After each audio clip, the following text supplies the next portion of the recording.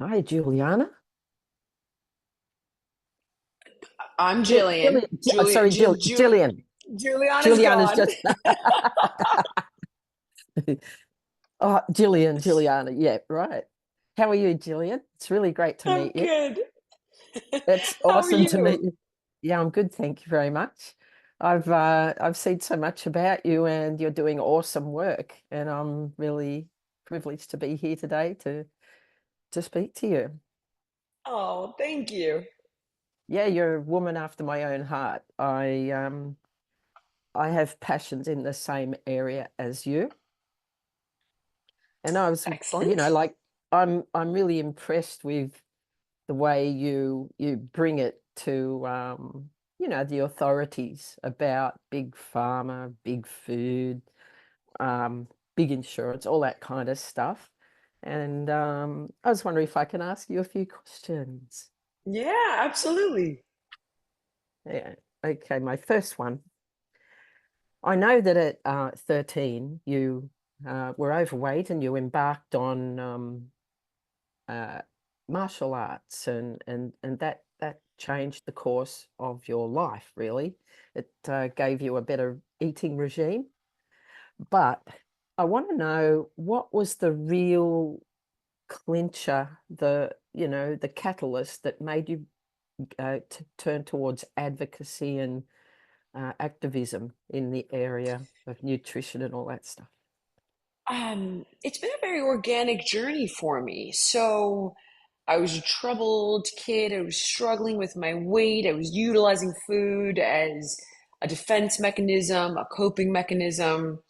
And my mom had the foresight to get me into martial arts. And I was young, probably 13.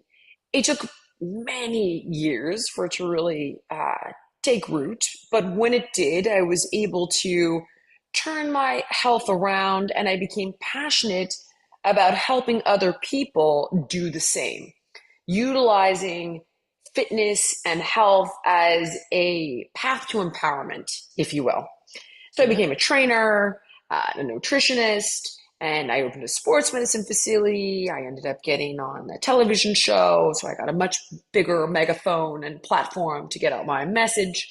But there are simply certain limitations that we run into as individuals. So I can tell people eat less, I can tell them move more, and contrary to popular belief, it does work.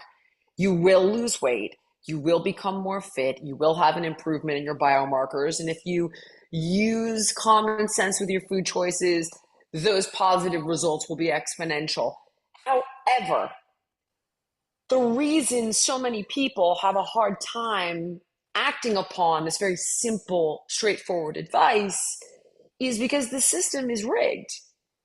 I It's agree. set it's set up to exploit your psychological hungers, hijack your biology. It's addictive, it's ubiquitous, and this is why you can't eat just one.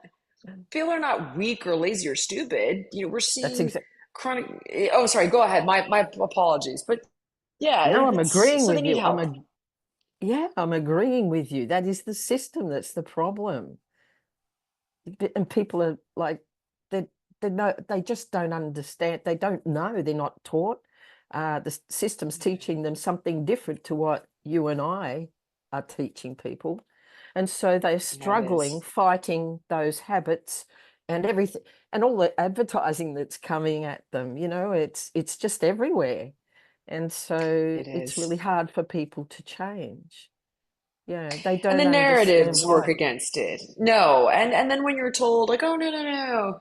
Anybody who says this is anti-science, Big Pharma's narrative is you have a disease and you need our drugs. But Big Food's narrative is, oh, you're healthy at any size. Derail the shame. There's room for everything in a healthy lifestyle. They Yeah, get you you can have a coming and they treat. get you going. Yeah, Yeah. And you they can have a treat, have pay. some junk. Your body will handle some junk, don't worry.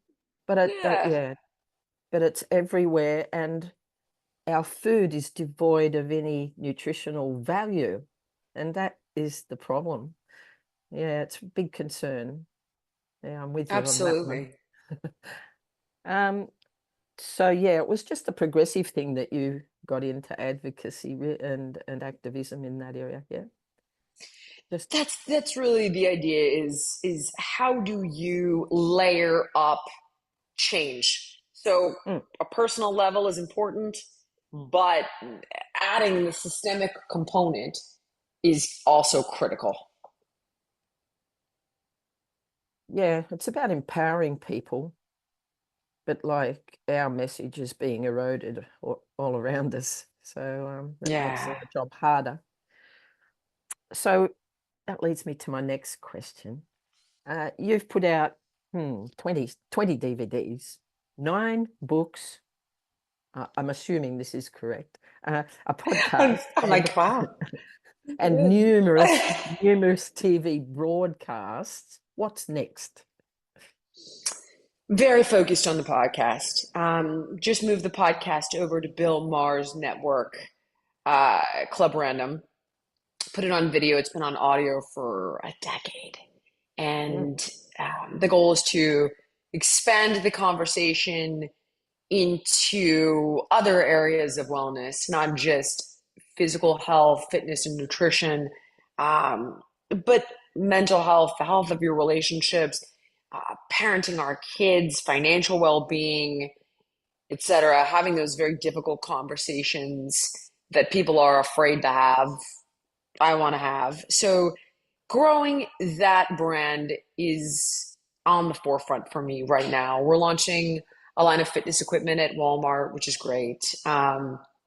We're partnering with a walking pad company to make that more cost effective for people because I think it's such low hanging fruit, such an easy tool for people to utilize throughout their day to become more fit. Walk instead of sit while you work. Simple. Anybody can do it, and you can't tell me you don't have the time. Uh, so we continue to grow the nutrition and fitness aspect of the brand, but building upon that podcast audience as a bigger platform to bring on other experts that will help empower people and give them the tools they need to improve every facet of their life is my key priority at the moment. awesome. Thank you very much. I love Oh, that, it's my Jillian. pleasure. Yeah, thank you very much for your time. It's been a Oh, pleasure. thank you. Likewise. That was great.